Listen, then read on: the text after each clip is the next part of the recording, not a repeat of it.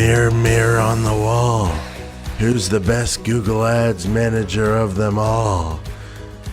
Yes. Hey, everybody. Welcome back to the Paid Search Podcast. My name is Jason Rothman. As always, I'm joined by the great Chris Schaefer, the greatest. Chris, you look good today, bro. You look good. That's all I'm going to say. How are you? Thank you, Jason. I come here for my weekly affirmation. It's always important to know that I look good to Jason.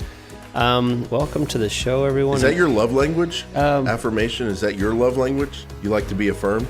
I can't remember. You want to stick to Google Ads? Let's stick to Google Ads. I don't want to share my love language. I don't know, Chris. I thought we were kind of branching out with the show. The last few weeks, we started off with like marriage talk, and I thought we had a nice kind of relationship theme going, but I guess we're going to divorce from that topic. Yeah. And stick to the Google Ads. I kind of started it whenever I made marriage jokes. So, yeah, I mean, it was my fault. But I've learned my lesson not to jab, because I will get jabbed back as I've learned. So please continue. All right. Well, Chris, this is the 143rd episode of the Paid Search Podcast. I don't even count how many years we're in this anymore. We're just into it. But today we're going to be continuing the Big Daddy JR Senior Living campaign account build out, and we are talking about YouTube today. But first, why don't you talk to us about today's sponsor? Yeah. So as always, we appreciate our sponsor, Opteo.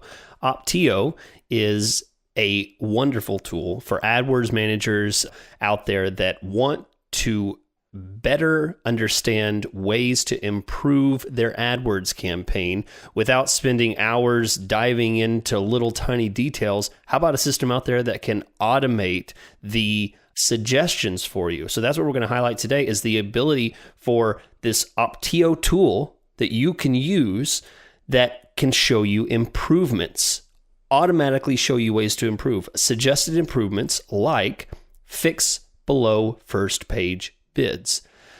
So instead of going through your account, checking to make sure each of the bids are at least high enough to get ranked on Google.com, you can quickly check Opteo, see if there's any suggested improvements for your bid ranking, quickly fix that with a click of a button, and you're done.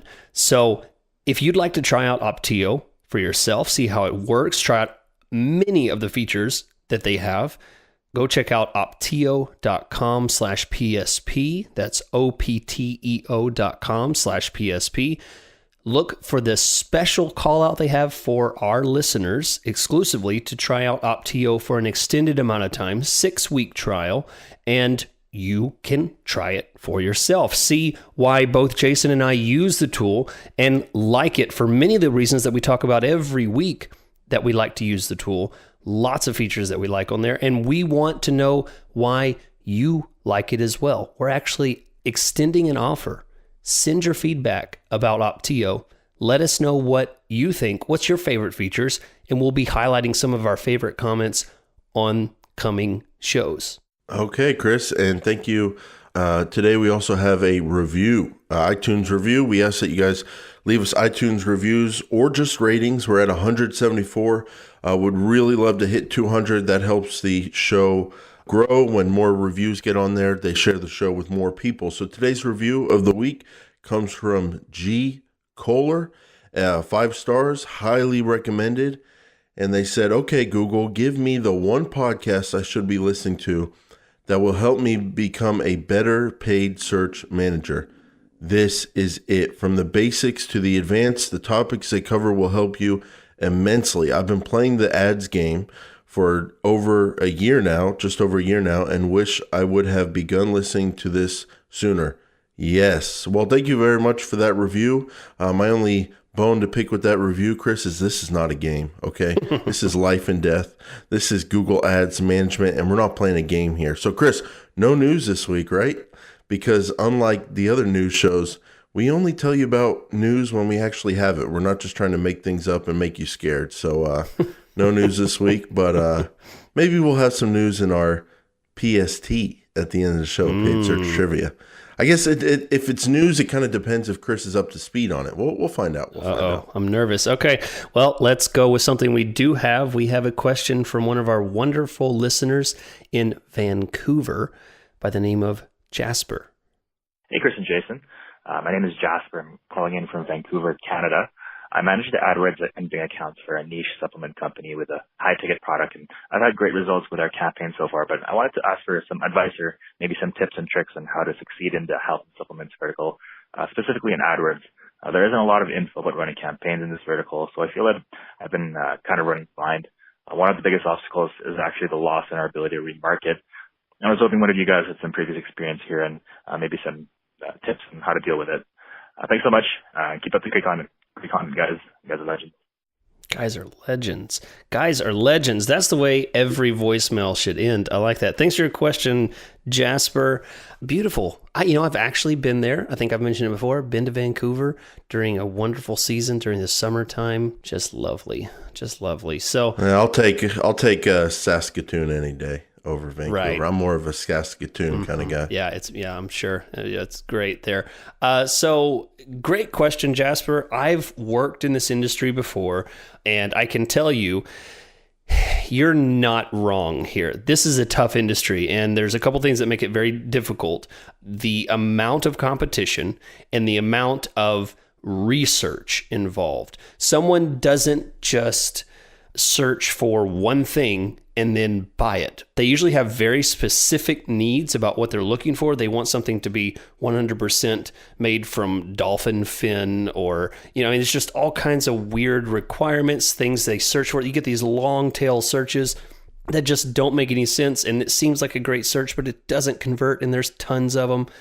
So one thing that you definitely have to be aware of is how much research there is that goes on, from people searching. So these short searches for just, a very specific type of supplement or nutritional thing, that's 2 words long is not typically going to work well.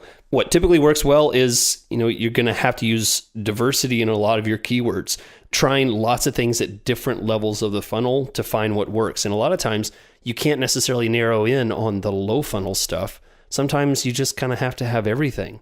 It might be one of these kind of campaigns where you end up having, 300, 400 keywords just because you need that kind of variety to get volume and to get a variety of traffic that's going to convert.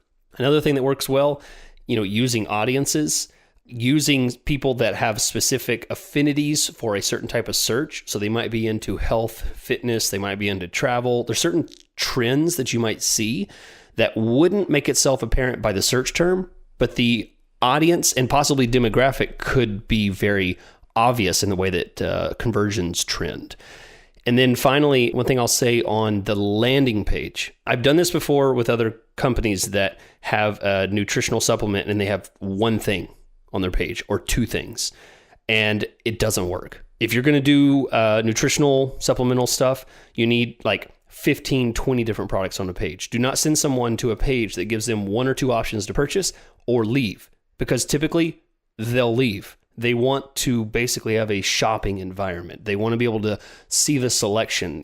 This isn't quite what I'm looking for. Do you have something that's in blue? Is pretty much what they're going to do. They're going to want something that has a lot of variety. And then finally, you mentioned remarketing. Try AdRoll, ADROLL. AdRoll doesn't have quite the restrictions on medical that Google does. So if you're hitting issues with medical restrictions, try adroll.com for some of your remarketing needs. It requires a different code and tag and stuff. You need to get all that stuff in there, but essentially it's the exact same thing. It's just outside of the Google network, and you might have success doing remarketing that way. Jason, what do you got? Yeah, that's a good tip. I don't know what the exact qualifications are on Facebook either, but sometimes when remarketing isn't allowed on Google AdWords, Google Ads, you can go over to Facebook and do a lot of remarketing with their little pixel. And then I've had a client he got a lot of brand clicks from supplements for his brand. And one thing we saw was that people not only just search for the brand, but they search for the brand with the specific product type. So instead of just searching the brand, they would search like brand vitamin A or brand vitamin B. So you may want to have an extensive brand campaign. And then there's probably going to be a lot of people who do a lot of your competitors are just going to get in there and do like muscle building keywords, like supplements for muscle building. And one way around that is if you can be really specific with your keywords and ads, you might get a better result. So instead of just doing like muscle building supplement kind of keywords, which I'm sure you wouldn't, but a lot of your competitors will, you can do like milk thistle or milk thistle 7,500 milligrams and show up on those kind of searches, and then have your very specific ad outcompete the muscle building supplement competitors that you're running against. And then finally, look at the words online and order along with your keywords. So like order milk thistle might perform a lot better than milk thistle phrase match, or milk thistle online would perform a lot better hypothetically than milk thistle, because someone's looking for it specifically online. That means they're ready to buy. So just like we have like movers near me, moving companies near me, and near me is a sign they're ready to call in, online would probably be a sign they're ready to buy. So good luck, Jasper, up in Vancouver. And if you ever are up in Saskatoon, give me a call and maybe we can do a meetup there. Because I spend some time in Saskatoon, Chris. Okay, yes, world traveler. Okay, well, let's get into the meat. We've gotten through the fat. Let's bite into the bone of what we're here for today. Our favorite creepy client, Mr. Big Daddy JR. How you doing, Chris? I've really enjoyed my time with you over these past few weeks. Mm-hmm.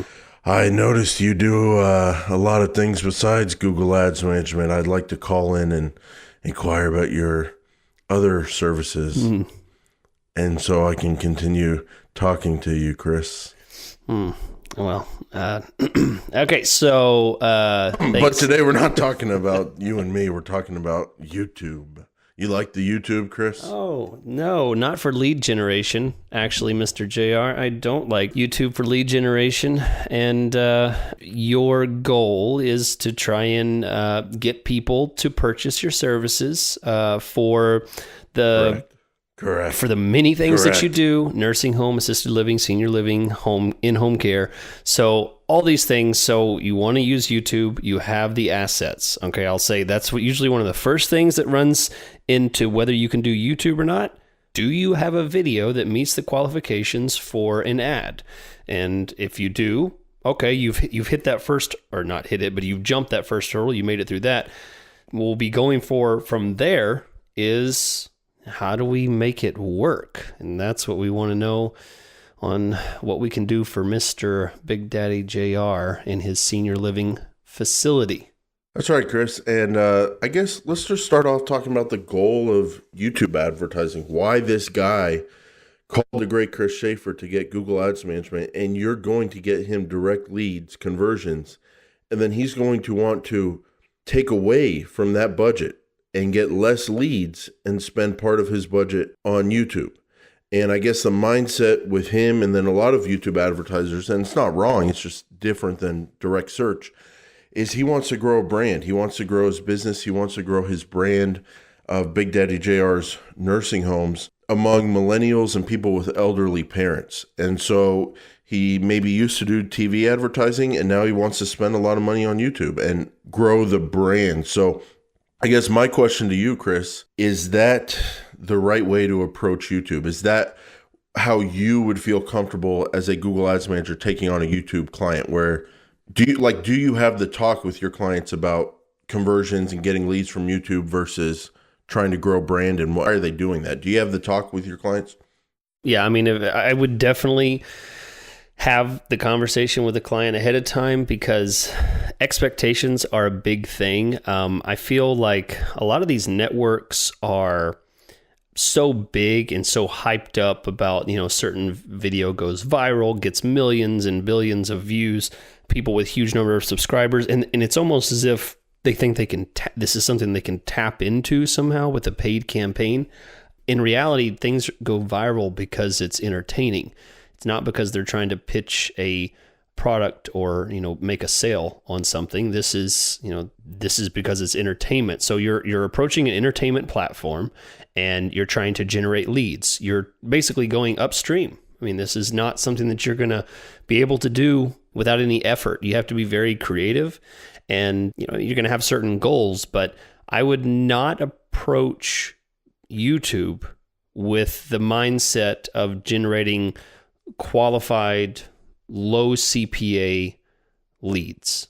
I just don't find it to happen unless you're selling text tees, for people that want to have some sassy picture on their t-shirt, that's going to appeal to the right age group that's on YouTube. It's just not going to really happen much, especially for senior living services. Yeah. I think it's just a totally different mindset I take to it, like compared to search. Like search, it's just so nice to see you advertise, they pay for the advertisement, people click the ad and fill out the lead form or call in and become a lead. And you see the whole cycle work right in front of you. And then with YouTube, it's more like television advertising. It's the long game. It's stuff you can't really put a number on in terms of like conversions. It's just growing the mind share.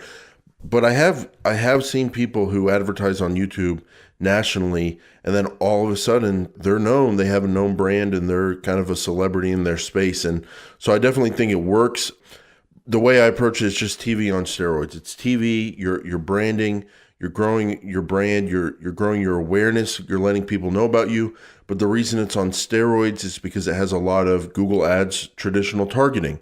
You can get better than traditional TV advertising. So to start that out, the goal for Big Daddy JR would be people who are millennials, so he can grow this brand over the next 25 years as their parents get older and go to nursing homes, and then also people with older parents right now. So for ages, I thought we should do not 18 to 24 because that's a little bit too young. Their parents are not in the nursing home yet, but 25 to 34, 35 to 44, those are millennials. That's perfect for Big Daddy JR. And then we also expanded it to 45 to 54 because they are the age range right now that have parents entering nursing homes. So that would be the ages we're going to target. Location, here's where the great Chris Schaefer discipline comes into focus. Big Daddy JR likes big things, and he could go big and go national because he wants people who are searching about Texas. But I think Chris would probably rein him in and tell him, hey, there's so much inventory on YouTube. It's going to be so easy to spend money here. Let's just do not even the state of Texas. Let's just do the 5 major metros that you operate in. Dallas, Fort Worth, Houston, Austin, San Antonio. Those 5 major metros. Let's just target those with a huge radius. I think that would be disciplined, Chris. Yeah. I mean, I agree. I agree with your assessment of what I should agree with, basically. But I think if the question comes up, Mr. JR is concerned about people that live in Oklahoma but have family in the Dallas area. They will not be served ads for someone who could potentially be a perfect client for this. And the proper platform is not YouTube. You have to segment the lead generation idea with just branding and awareness, and what we'll talk about in a minute, remarketing as well. So for this purpose, I think a very small, narrow geographic target for each of the locations to hit them again: Dallas, Fort Worth, Houston, Austin, San Antonio, the places in several cities in Texas. Each of those places need to be hit with a small geographic area for YouTube, and really only people in those areas, not people that are looking for services in the areas or anything like that, but people only in those areas. And the reason is, just like you said, there is no issue with spending money here. It'd be the opposite of search. There's an unlimited inventory for YouTube, whereas there is a limited inventory for search. So you have to change your way you go about things. So when we talk about, YouTube, the next thing we have to figure out, because we have unlimited inventory on the number of ads we can serve, we're going to need to go cheap. We're going to need to look for volume. So reflecting on what I typically do for search, Jason, I assume you would agree here. I'm going to go the opposite of what I would typically do with search. Or a search campaign, I would start heavy on the bids and then pull back. But for YouTube, I'm going to do the opposite. I'm going to start really low and then creep forward just to make sure I'm happy with the type of traffic I'm getting. When I talk about low, I might put 5 cents per view, 3 cents per view, well below the average, and then kind of creep it up, because unlimited inventory means lots of volume, means high spend all at once. I want to be more careful about what I'm doing. Yeah, I agree with that. Like with nursing home keywords, phrase match, broad match modified, exact and phrase, with good selection, you're going to have things pretty locked down, and you're going to be confident with the kind of traffic you're going to get. With YouTube, treat it more like you're handling dynamite. Like, be very, very careful. Put your toe in the water first. Don't jump in the deep end. It's very good to start off with 5-cent bids, 3-cent bids, and just see what you kind of get away with and how that traffic flows in over the first few days versus like 25-cent bids, 35-cent bids, 50-cent bids, even $1 some people do. So start off with the low bids. Chris, in terms of ads, have you ever had a YouTube advertiser where you didn't just pull their video from the YouTube channel? No, it's actually a requirement. That's one of the requirements. Okay. is it has to be on YouTube. There's really no other option. So you can't, there's no option to like upload a video file. No. What you can do is you can upload a file that is not private. So if you have a YouTube video and you want to put it up there, you have to at least list it as public, but it can be unlisted. So there's 2 different ways to upload a video, 3 different ways. It can be public, searchable, it can be public, unlisted, or private. It has to be at least public unlisted. And that means that if someone's searching for different things, they cannot stumble across this video unless it's directly linked somewhere. There's no direct way to get to the ad, or get to the video itself. So that's the minimum requirement. And we can get into the different types of ads here in a second, but I want to jump in here and say this is a perfect opportunity to use remarketing. I would say if I spent my money in a certain way on YouTube, it would be remarketing. I would be happier if the majority of my money went towards remarketing rather than just wide open anybody who fits my targeting criteria. That's how I would first like to reach people. And if there's no remarketing money to be spent past a certain point and I still have money left over, then I'm willing to go further and possibly reach people that fit criteria beyond being people that have been to my website. I think that is a great place to start, Chris. If you do have a remarketing list that can get impressions on YouTube and it's built up, I love remarketing on YouTube because it's just like remarketing on Display Network. Get in front of the people who are most interested and stay in front of them. So I like that, Chris. Now, going beyond remarketing, we talked about ads. We talked about ads basically are videos you have to have on YouTube. We talked about bids. The metric they give as standard is, I think, around 25 cents per view as your bid. We like to start lower, 6 cents, 5 cents, something like that, just when you're starting out, see what you can get. Talked about remarketing as kind of like the initial targeting method. Now let's get into discovery versus in-stream.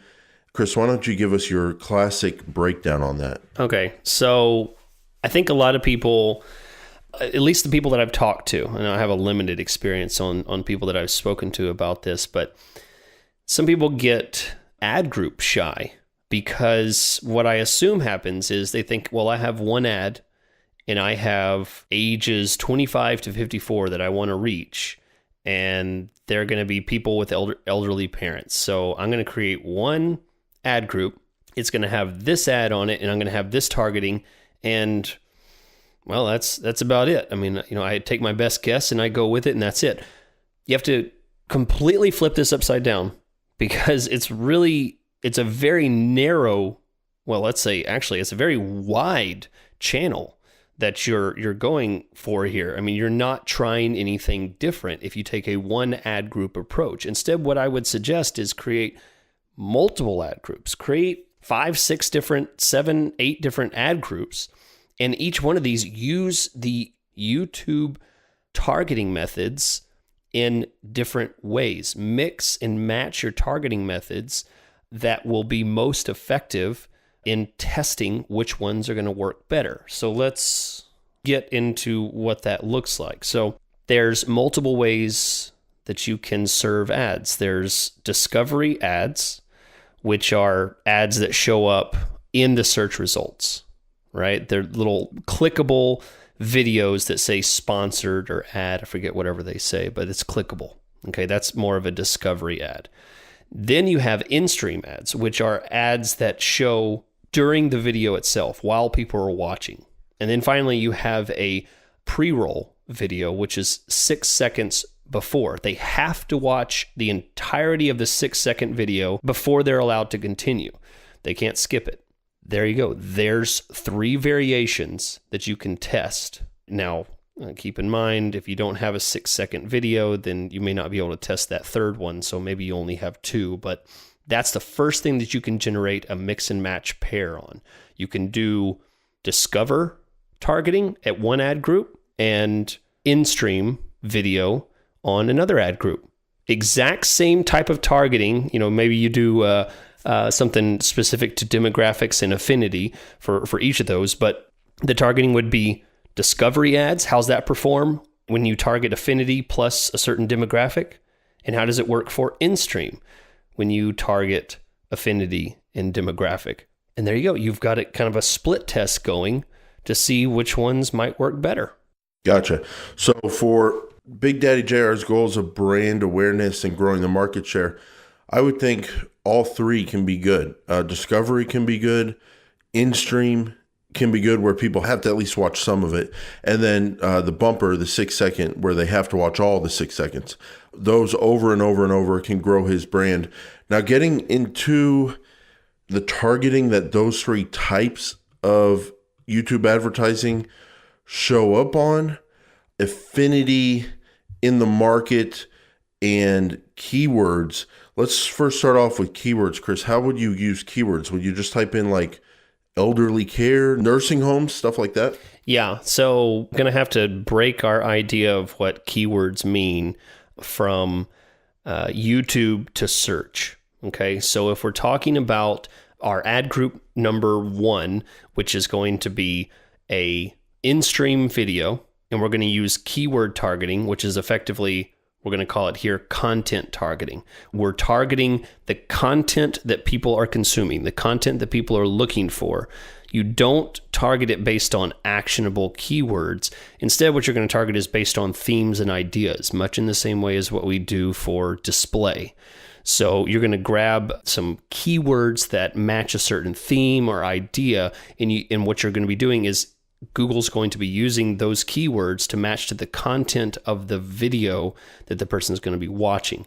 So ad group number 1 would be a in-stream video showing to people that are looking at content that match a certain theme of these keywords. Next, we go down to ad group 2.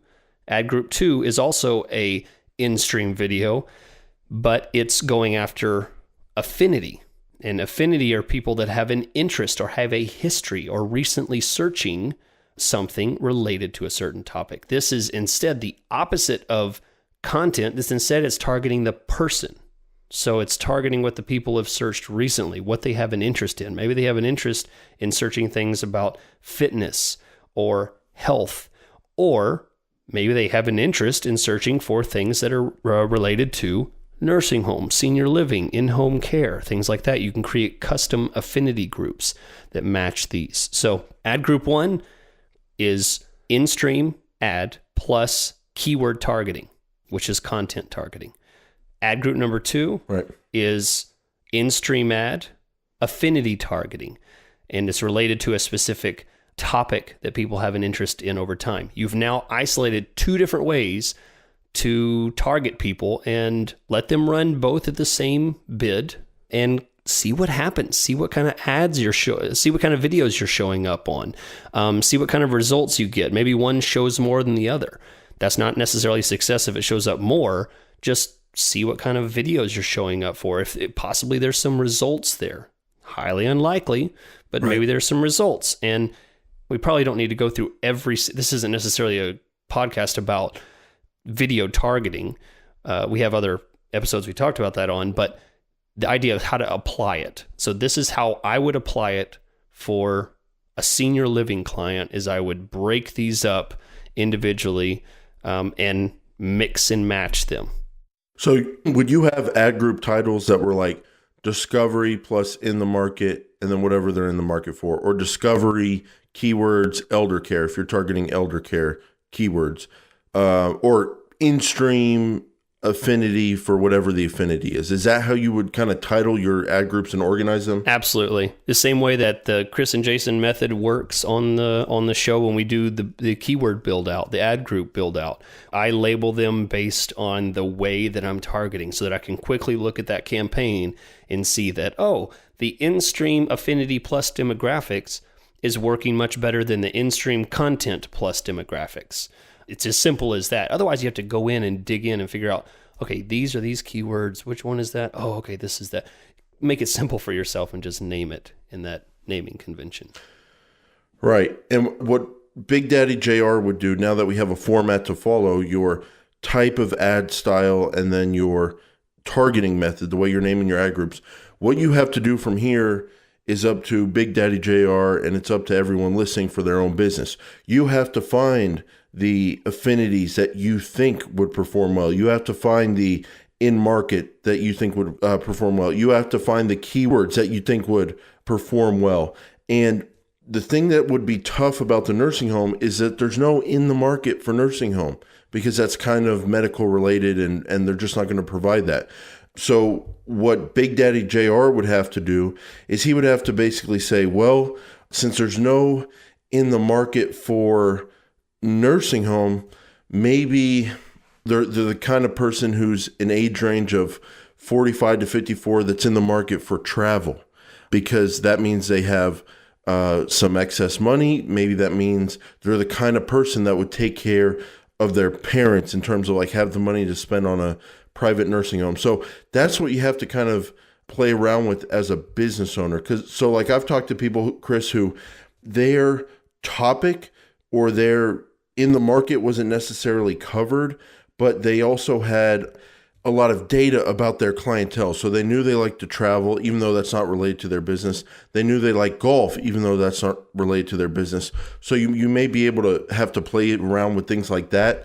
But Chris, a nice thing for people who are in medical is that they do have topics, which is another targeting option. So the nice thing about the new interface is that they have keywords, audiences, which includes in the market and affinity, demographics, topics, and then placements. Placements, you can try to find some videos or some channels that are dedicated to nursing home. And then topics, Chris, they do have videos that are topical about medical facilities and services.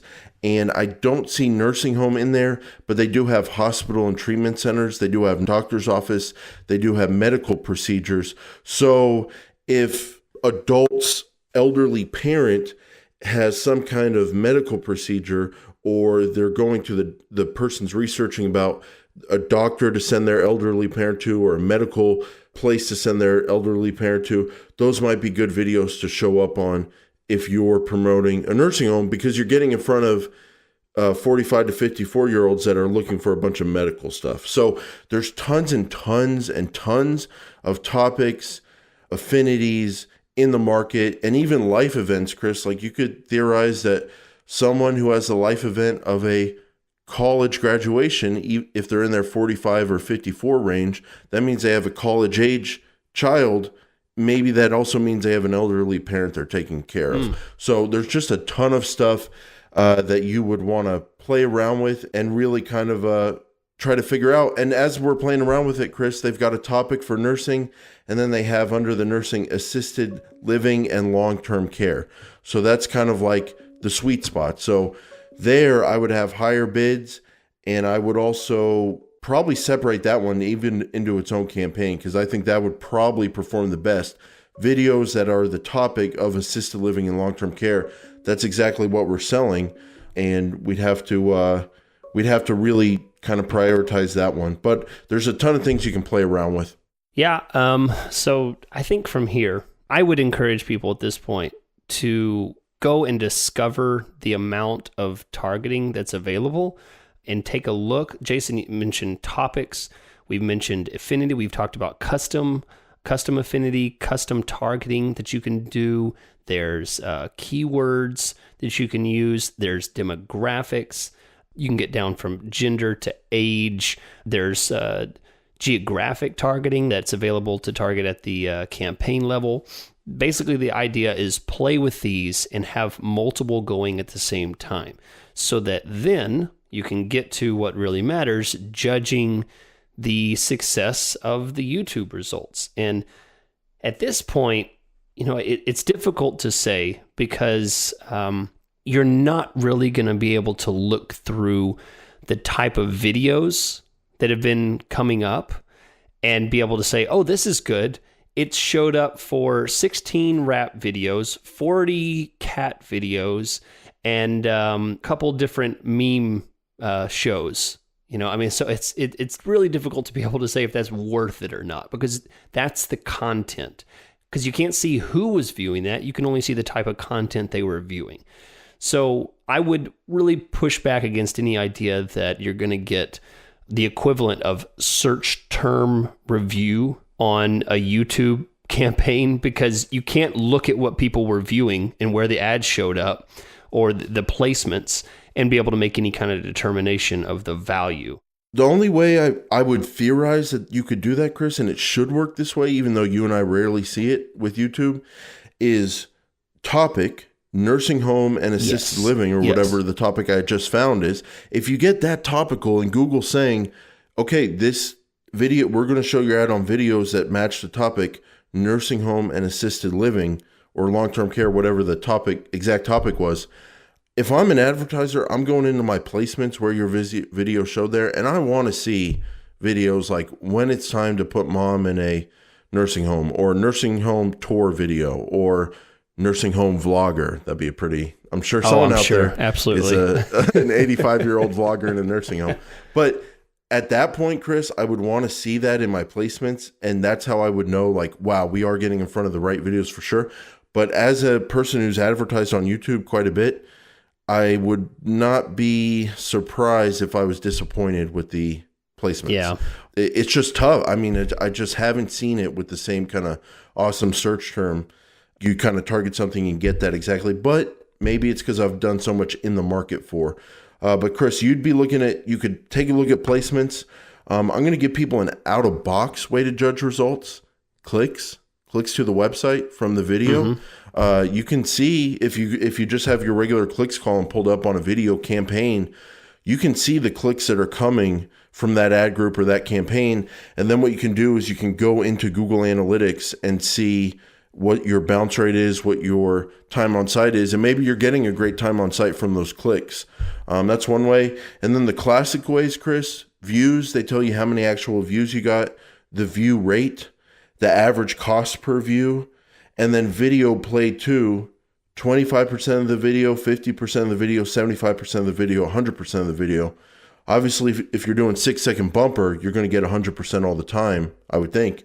And then if you're doing like in-stream, where people can click out of the ad into the actual video they were trying to watch, you'll still see 50%, 75%, 100% where people actually did stick around and watch the whole 2-minute video, the whole 2-minute ad or whatever. So I take that, Chris, as if you're doing if you're doing in-stream or discovery, and you're getting a high percentage of your views being played to, 75% of your ad, the whole video, 100% of your whole video, those are good signs, right? Like if a large percentage of your views are being played to 75% of your video, 100% of your video. Yeah, absolutely. And then, harping back to what we talked about originally, your highest spend, prioritizing on remarketing. If you have a large enough remarketing audience and you're able to advertise on YouTube with that remarketing audience, then at that point, success for that is basically you have served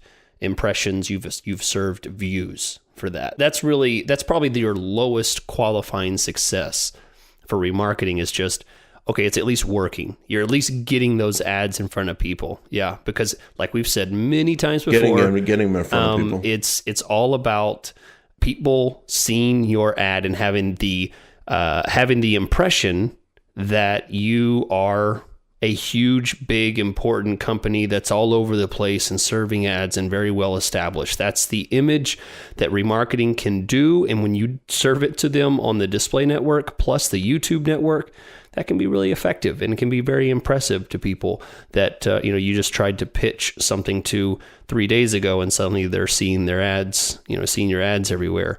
That can be great. Chris, just what I'm doing from there, I'm testing out different videos, seeing how their view rates perform, videos played to, which ones get played longer. I'm looking at different ad groups, which ones get played longer in terms of like going to 75 or 100% of the ad. The view rate, higher the view rate, the better. And then once I know what works, I'm also looking at cost. So with YouTube, if I see an ad group that's working and I start putting my budget there and I get like a 15 cents per view and I'm spending my full budget, what I'm doing from there is I'm changing my bid to 10 cents and I'm seeing if I can still spend my full budget at 10 cents and get even more views for the same budget. And then like we said earlier, digging through those placements, trying to find the perfect YouTube videos and channels to show up on and target those as placements. That's where I'd be spending my time as well. But that's how I'd be judging the results, Chris. Yeah, absolutely. Well, before we push in to one of our highly anticipated new sections, I want to say thank you again to Opteo. Opteo is offering a 6-week extended trial to our listeners. If you have not taken the time while you've been sitting in traffic listening to this podcast and gone to opteo.com/PSP and signed up for a free trial, then I would really question why you're here. I mean, come on, this is a great opportunity. Check it out. They have lots of tools. It's at least worth trying because you don't know how much more free time you could have watching YouTube videos and cat videos out there if you weren't spending it so much time looking through your search queries when Opteo can do it for you. So go check them out. They're offering an extended trial to our listeners, and we thank them for their sponsorship. So now we're moving into what's the theme music. Did I sing a theme song last time for our trivia section? I don't remember. No. I believe you said something like we don't have the budget for that. We don't have the budget. Yeah, that's right. Please send a $100 note to my P.O. box, and we'll try and afford some music for this next exciting section. So, Jason, this is your week. Yes. Take it away. Chris, I can tell you're nervous. Yeah. Last week you had your little extension, little shortcut, which I did actually use this week. So thank you, Chris. So that's what we're trying to do with the PST segment, Paid Search Trivia. We're trying to, so after the show, we're loosening up, we're stretching, taking off our shirts, just getting real comfortable with each other here on this stream. So it's at the end of the show. We can loosen up a little bit, and it's Paid Search Trivia.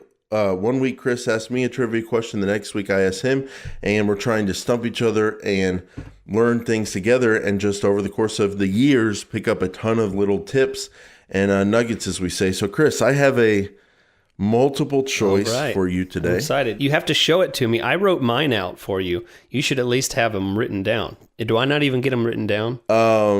No, because then it's like kind of a trust thing. Like, I guess last week you trust me not to look it up, and I did not, and that was evident in my answer.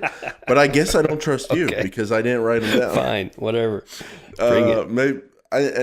Maybe next week I will. Maybe next week I won't. So, Chris, multiple choice here. What is the best way to determine if your click-through rate can be improved? A, search Google for click-through rate information on your industry. So if you're in the moving industry, search like average click-through rates for moving company keywords. B, reference the click-through rate health column and add it in. C, check, and you're right, Chris, I should have written it down because you could look at the answers and not have to write them down. I'm sorry about that. And next time I will. I get it, and I will trust you. C, check against historical data. He's so mad, I can already tell. Or D, reference the click share column and add it in. So let me just recap real quick. What's the best way to determine if your click-through rate can be improved? Search Google for historical or for click-through rate information on your industry. Reference the click-through rate health column and add it in. Check against historical data, or D, reference the click share data column and add it in. Chris, what's your answer, buddy? Gosh, this is hard. Okay, you're right. I can feel it's hot in here. Okay, so the funny thing is, I'm stuck between B and D, which is click-through rate health and click share column. Are there lifelines in this trivia? Do we get lifelines? I guess not. I didn't give you a lifeline. Okay, so I'm going to go with, I've never heard of click-through rate health, CTR health before. That sounds like a bunch of hooey. So I'm going to go with click share column.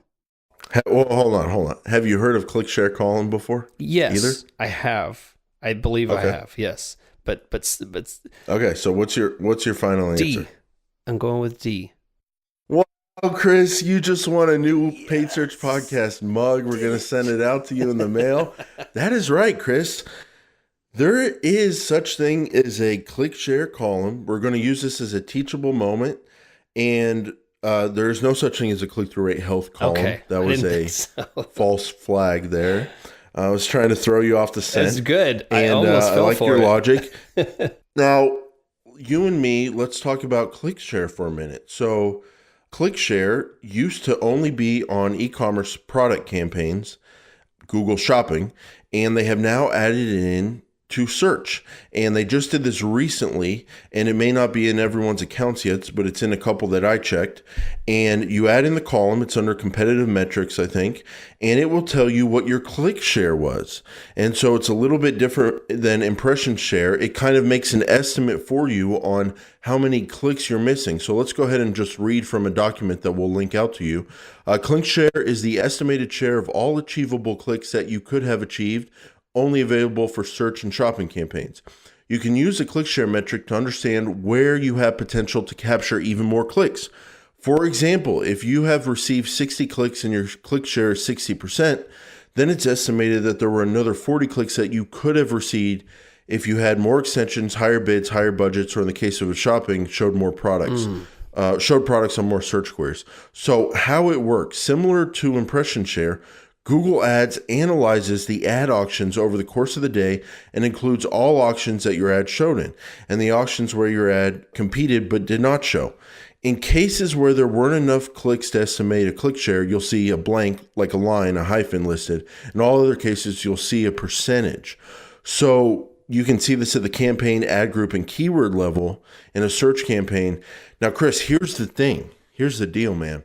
The reason I'm using this as a way to find out if my click-through rate can be improved. Now, notice the documentation did not mention that. I'm using it as, that's how I'm going to use it, because if I have two campaigns and the search impression share in both of those campaigns is like 100% or 99%, there's nothing more I can do to get search impression. I'm not running out of budget, and it's not an ad rank issue because I'm at 99% or 100% on search impression share. But then when you add in this new click share column, I've seen campaigns today, Chris, where over the last 30 days, both of them are at 100% search impression share. One of them's at like 97% or 99% click share. The other one's at like 65% click share. And the one that was on 65% click share, I have bid down a little bit at a lower position because my cost per conversion wasn't as good and I need to lower my bids. Now, what I like about click share is that it tells me, hey, your search impression share is 100%, but you could be getting more if you showed up higher. That's what their analysis is saying. And I know that because I've bid those ones down a little bit lower.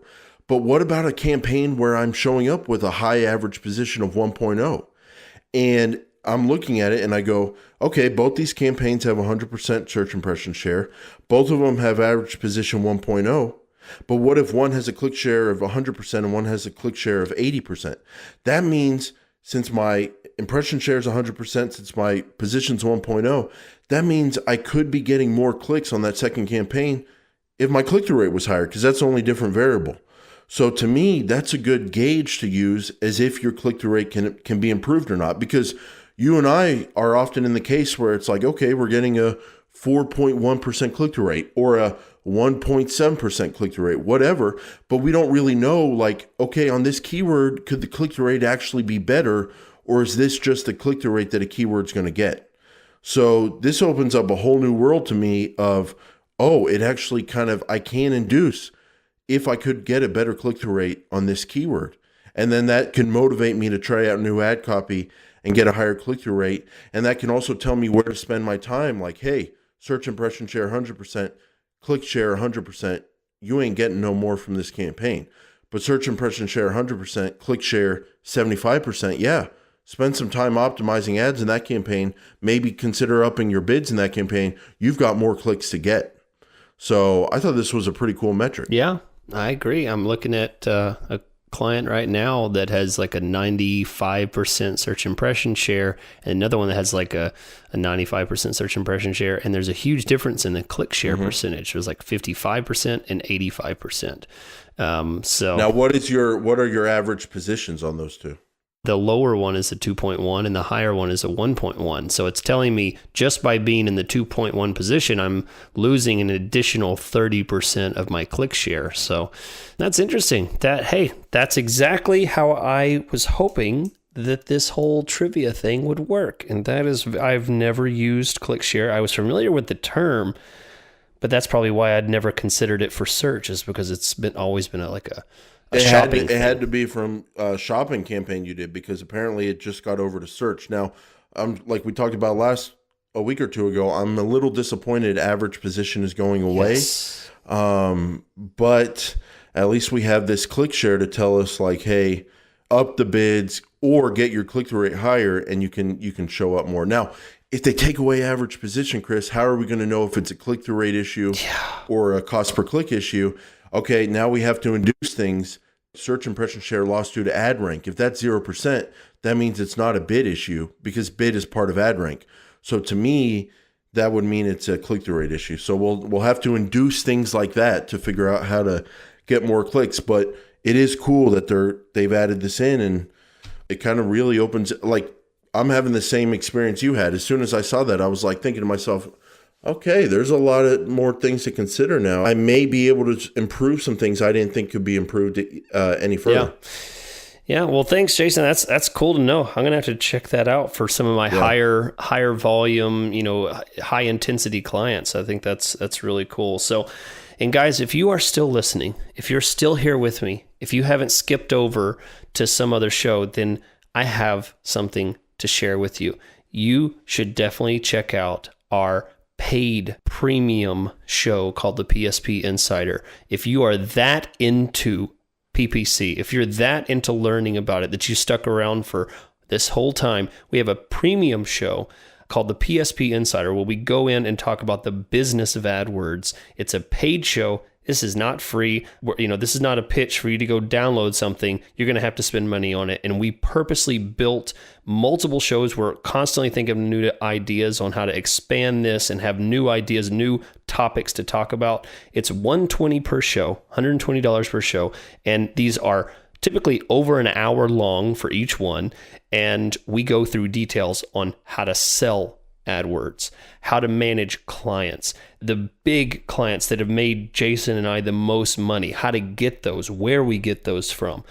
We have more coming up, and we think you're going to love something like that. If you're in the business of PPC, if you're an agency, if you're a freelancer, if you're thinking about starting your own PPC company, be sure and check it out.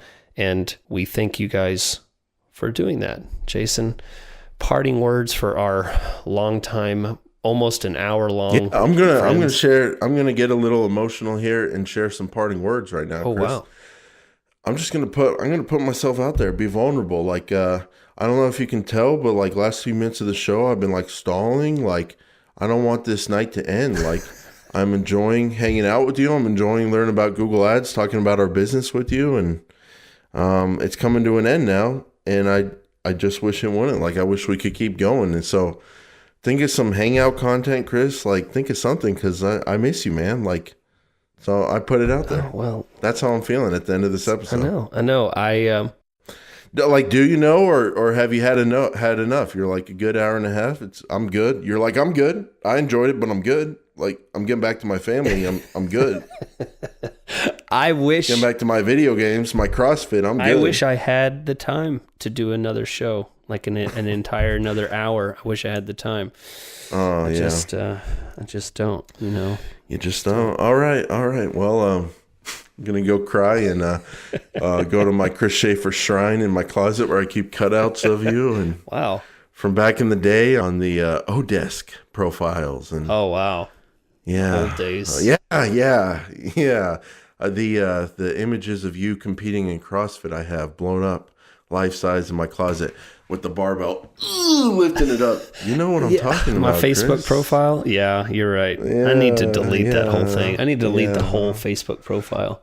It does me no good. All I do is make people angry because I yell at their posts on Facebook. I don't do anything. I do nothing positive or constructive with Facebook. I use the entire. I think I posted. I I posted a meal once, and you were like, I hope you choke while you eat that, or something like that. And then, like, my friends and family don't know you because I never post business stuff on personal. It's just some guy that they don't know wishing Jason would choke on his food, and it's like no one likes it. I didn't like it, and it just sits out there. Your family and friends are coming. Oh, looks great, good, and then some jerk is like, die on it. Yeah, I know. Yeah, good old. That's the only thing I use media. Facebook for, is basically to just cut people and just cause trash on the trashiest network that I think there is out there. But you're such a like a cut and runner. Yeah. Like, you're just such a sneaky opponent, because like if you did it on Twitter, people could go back and forth with you and go for days. But I don't. But you just get on there with Facebook with people you're not even friends with because they're my friends, and it's like they can't really like figure out who you are or whatever like that, because you just come in, take a shot, and move out. I know, it's fun. I like it though, Chris. It keeps it in. I deleted the app. So, I deleted the app off my phone, so I don't even get alerts. I get no alerts. Like, I'm not signed in anywhere except for my mobile browser. So anytime somebody argues with me or comments, I don't see it for like a week or two later. So it's great. It's already passed. Like, no point in even. But see, that's also like a nice tactic, because it just shows how unimportant they were to you, that for a whole week you let their argument go by, and then you get back in there and you're like, yeah, I'll respond and continue this conversation. But it's like, you don't matter to me. Like, I'll let a whole week go by. I'm just I have some random time at a stoplight that I'm checking Facebook for a quick no care second, and I still think you're a jerk. Chris, don't say that. At a stoplight when your wife is driving, I'll say that. When you're in the passenger seat at a stoplight, I ought to slap you. No, that's totally safe. When it's a stoplight. It's a stoplight. I'm driving. I'm engaged with. My foot's on the gas pedal. That's all that's required of me. The guy behind me Some of can us live in and tell me when it's green. With other like traffic. He'll tell me that it's green. Chris owns the only car in town. That's why he's able to get away with that. Yeah, that's true. Yeah, there's nobody in my town. And I like it that way. More cows than people. So, Chris, let's wrap it up here, man. Paid search trivia. That's where it's going to be at over these coming weeks. It's going to be definitely insider crew, because we do the sponsor at the end, and then we stick around with this. Now, if we want to get super insider, we would play the music and then keep this after it. So, no, I think we'll end it. Here. Good stuff. Well, thanks for listening, guys. I am Chris, and the other guy is the other guy. We'll catch you guys next week.